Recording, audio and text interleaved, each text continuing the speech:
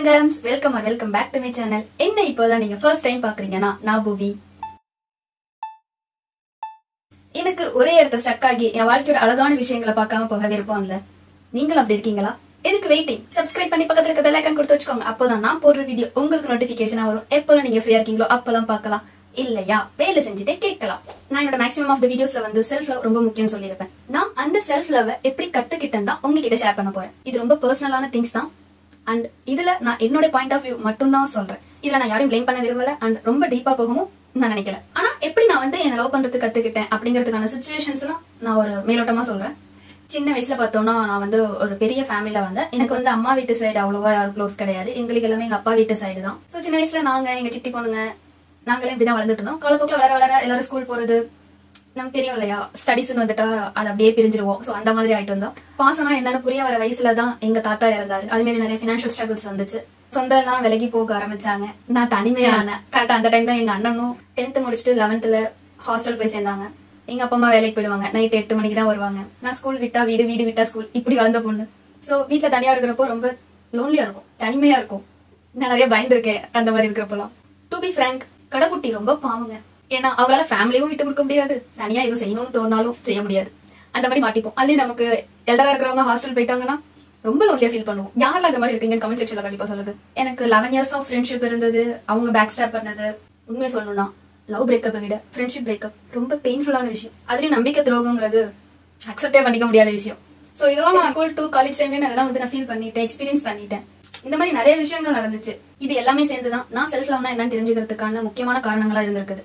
And இந்த self love journey எனக்கு எப்போ ஸ்டார்ட் ஆச்சுன்னு பார்த்தோம்னா 2020 லாக்டவுன் அப்போ நவம்பர் மந்த். நிறைய எக்ஸ்பீரியன்ஸ் இன் ஸ்கூல் காலேஜ் வீட்ல எல்லாமே பாத்துருக்கோம்ல. அதுல மேக்ஸிமம் என்கிட்ட ஒருத்தங்க ஏதாவது சொல்லணும்னா நீ ரொம்ப கோவப்படுற, இந்த ஒரு வார்த்தையை வச்சு எனக்கு பிரிஞ்சு போயிருக்காங்க. சோ நான் வந்து அந்த கோவம் ஏன் எனக்கு அதிகமா வருதுன்னு தேட ஆரம்பிச்சேன். என்னால ஏன் கண்ட்ரோல் பண்ண முடியல. மத்தவங்க அமைதியா இருந்துட்டு அவங்களுக்கான தேவைகள் எல்லாம் பூர்த்தி செஞ்சுட்டு போயிட்டு இருக்காங்களே, பட் நம்மளால ஏன் அப்படி இருக்க முடியல, நம்ம ஏன் ஓவர் எக்ஸ்பிளைன் பண்றோம், அதை புரிஞ்சுக்கலாம் நமக்கு ஏன் கோவம் வருது அப்படின்னு நான் தெரிஞ்சுக்க ஆரம்பிச்சேன். அப்படி தேடி போனப்போதான் நான் செல்ஃப் லவ் பத்தின கான்செப்டே தெரிஞ்சுக்கிட்டேன். அண்ட் January 4, 2021 அப்போதான் நான் ஜேர்னல் எழுத ஸ்டார்ட் பண்ணேன். 4 பக்கத்துக்கு நான் எழுதினேன். அது எழுதி முடிச்சுதான் அப்படி ஒரு ரிலாக்ஸேஷன், எனக்கு அவ்வளவு ஃப்ரீயா நான் ஃபீல் பண்ணேன். அப்போதான் நான் தெரிஞ்சுக்கிட்டேன் செல்ஃப் லவ் தான் ஒரு ஃபவுண்டேஷன் அப்படின்னு நான் தெரிஞ்சுக்கிட்டேன். ஓகே, பட் எப்படி நான் லவ் பண்ணேன்? அந்த கேள்விக்கான பதில் என்ன தெரியுமா? Accept your self as you are. நீங்க எப்படி இருக்கீங்களோ அதை நீங்களாவே உங்களை ஏத்துக்கணும். என்கிட்ட இருக்கிற பாசிட்டிவ் திங்ஸையும் நான் அக்செப்ட் பண்ணிக்கணும், என்கிட்ட இருக்கிற நெகட்டிவ் திங்ஸையும் நான் அக்செப்ட் பண்ணிக்கணும். நான் தெரிஞ்சுக்கிட்டேன். நான் ஏன் இவ்வளவு கோவப்படுறேன் அப்படின்னு என் மாதிரி இன்னும் வெறுப்பு அதிகமானது என்ன நான் ஏத்துக்க ஆரம்பிச்சேன். ஓகே, இந்த எமோஷன் வந்து எனக்கு பீக்ல இருக்கு, என்னால அதை கண்ட்ரோல் பண்ணிக்க முடியும். சோ அதுக்கான ப்ராசஸ் நான் பண்ணுவேன். அது ஒண்ணு என்னோட கேரக்டர் கிடையாது, என்னோட ஆங்கர் என் கேரக்டர் கிடையாதுன்னு என்கிட்ட நான் பேச ஆரம்பிச்சேன். என்னை பத்தி முழுசா நான் தெரிஞ்சுக்க ஆரம்பிச்சேன். என் தாட் ப்ராசஸ் என்ன, உண்மையான என் கேரக்டர் என்னன்னு நிறைய லேயர்ஸ் எல்லாம் தாண்டி என்னை பத்தி நான் புரிஞ்சுக்க ஆரம்பிச்சேன். இந்த கோவம் ஒரு காலகட்டத்துல டிப்ரெஷன் ஆகி எனக்கு நான் ரொம்ப வெயிட் போட ஆரம்பிச்சேன். எனக்கு பிசிஓடி ப்ராப்ளம் இருந்துச்சு, ஹெல்த் ப்ராப்ளம் நிறைய இருந்துச்சு. 54 kg இருந்தேன்னா 65 within 2 months நான் இன்க்ரீஸ் ஆனேன். அண்ட் நான் வெயிட் ஏறி இருக்கேன், குண்டா இருக்கேன், நான் ரியலைஸே பண்ணல. அந்த லாக்டவுன் டைம்ல தான் நான் ரியலைஸ் பண்ண ஆரம்பிச்சேன். ஓகே, நான் வந்து ஃபர்ஸ்ட் நம்ம ஹெல்த் சரி செய்யணும் அப்பதான் தெரிஞ்சுக்கிட்டேன். அப்போ நான் என்னெல்லாம் பண்ணணும் அப்படின்னு தெரிஞ்சுக்க ஆரம்பிக்கிறப்பதான் நான் யோகா பண்ண ஸ்டார்ட் பண்ணேன், மெடிடேஷன், அசோஷியல் ஜர்னல் பண்ணுவேன், வாக்கிங் போக ஸ்டார்ட் பண்ணேன். அண்ட் மோஸ்ட் இம்பார்ட்டன்ட் திங் என்ன தெரியுமா? கண்ணாடியை பார்த்து நான் ஸ்மைல் பண்ணுவேன். என்ன பார்த்து நான் ஸ்மைல் பண்ணுவேன். ஏன்னா அந்த கண்ணாடியை பார்த்து நீ இவ்வளவு கேவலமா இருக்கேன்னு என்ன நானே திட்டிருக்கேன். உன்னை பார்க்கவே பிடிக்கல நான் சொல்லியிருக்கேன். அப்படி என்ன நானே வெறுத்துட்டு இருந்திருக்கேன். சோ அதை நான் மாத்த ஆரம்பிச்சேன். அந்த கண்ணாடியை பார்த்து நான் சிரிப்பேன். நீ அழகா இருக்கு பூவி, ஓ ஸ்மெல் நல்லா இருக்கு பூவி. எஸ், என்கிட்ட நானே நான் பேசிக்கிட்டு. அண்ட் எப்பவுமே என்னோட ஜேர்னல்ல எழுதி முடிக்கிறப்போ கடைசியில நான் எழுதுறது I love you Poovi as always. இங்கிலீஷ்ல தான் எழுதுறேன். So I am here for you, உனக்காக நான் இங்க இருக்கிறேன். இது காலப்போக்கில் அது நான் உணர ஆரம்பிச்சேன். எஸ், யார் என்ன விட்டு போனாலும் எனக்கு நான் இருக்கிறேன், அந்த மைண்ட் செட் வர ஆரம்பிச்சிருச்சு.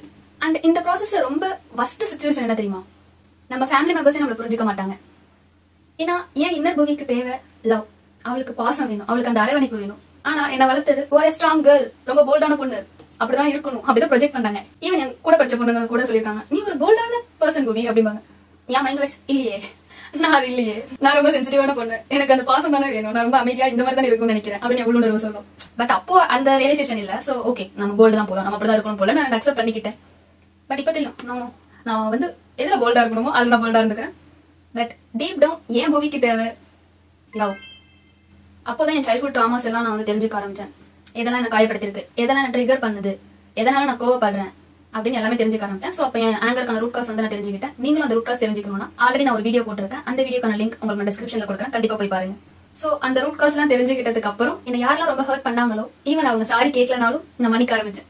ஃபர்ஸ்ட் நான் என்ன மன்னிச்சுக்கிட்டேன்.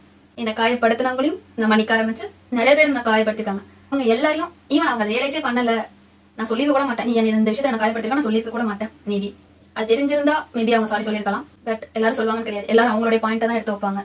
இதனாலதான் நான் இதை சொன்னேன் அப்படிம்பாங்க. சோ அந்த ஆர்குமெண்டே வேணாம், மன்னிச்சிருவோம் அப்படின்னு நான் மன்னிக்க ஆரம்பிச்சு நிறைய பேர் நான் மன்னிச்சிருக்கேன்.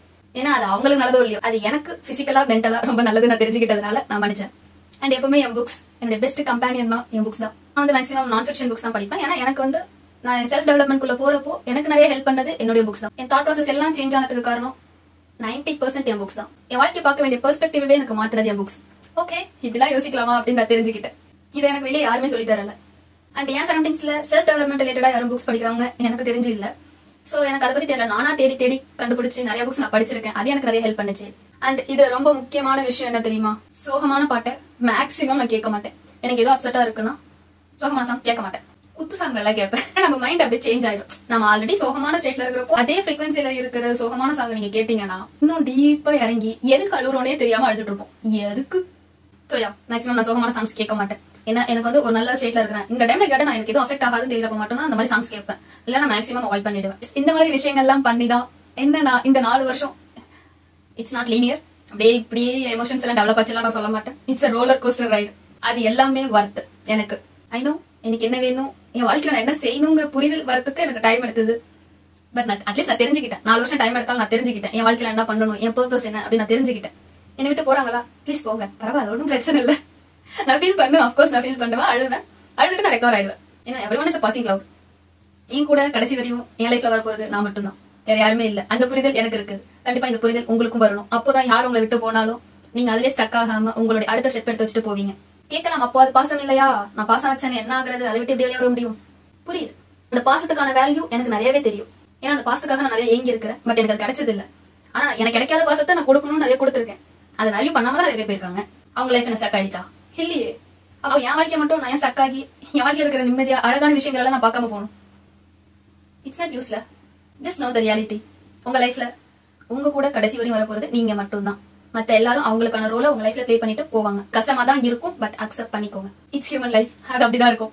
தெரியல இதுல எத்தனை பேர் இதை கோவப்படுவீங்க, ஐ டோன்ட் நோ. பட் இதான் ரியாலிட்டி. நீங்க ஃபீல் பண்றதுனால போனவங்க வர போறது இல்ல. மெமரிஸ் இருக்கும், அது அஃப்கோர்ஸ் அது அழகான விஷயம். அதை பார்த்து நீங்க சந்தோஷப்படலாம். ஆனா உங்க லைஃப் இன்னும் இருக்கு. சோ மூவ் ஆன் ஆகுங்க எதுலையா இருந்தாலும். சோ இந்த மாதிரி தான் நான் வந்து மூவ் ஆன் ஆக ஆரம்பிச்சிட்டேன். I'm just so com. இப்போ என் லைஃப்ல நான் என்ன பண்ணணும் எனக்கு தெரிஞ்சுக்கிட்டு நான் எனக்கான விஷயங்கள் செய்யறதுனால நல்லா இருக்கு. இது நல்லா இருக்கு, அப்படிதான் இருக்கு.